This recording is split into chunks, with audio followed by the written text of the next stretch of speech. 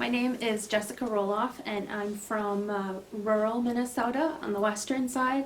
We joke that if you miss the last turn on Highway 12, you'll wind up in South Dakota. So that's where I'm from. My story began about in 2006. Instead of my grandmother misplacing her car keys, she started forgetting what a fork was for, or which end you hold it.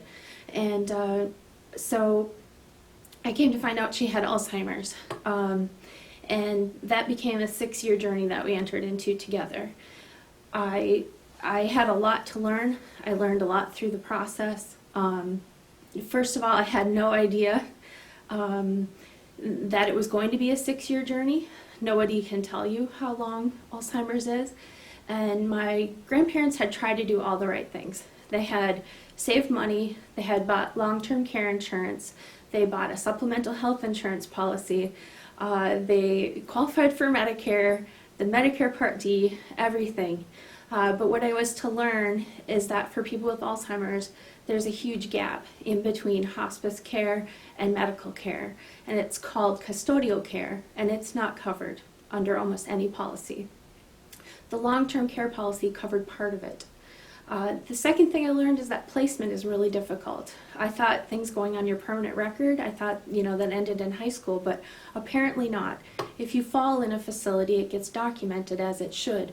However, if you fall more than once, twice, 3 times, you become an at-risk patient. And so it becomes very, very hard to find a place for people to live, even if you have resources. I made the decision to step back from my career for 2 years, and I took care of my grandmother. She slept on one side of the wall, I slept on the other. There wasn't a lot of sleeping in the beginning. My grandmother was very anxious at first because she understood somewhat what was happening to her. And so when she would fall asleep, she'd have this terrible dream that she was a little girl and that she was lost in the woods. And I realized after a while that I was not going to be able to get her out of those scary woods, but I could walk through them with her and help her be less afraid. And so for 2 years I lived with her, and then eventually I could not find placement, and so I begged a woman who I knew had the right priorities and the right heart to build a facility. And so she built a 6-bed facility, and my grandmother lived there.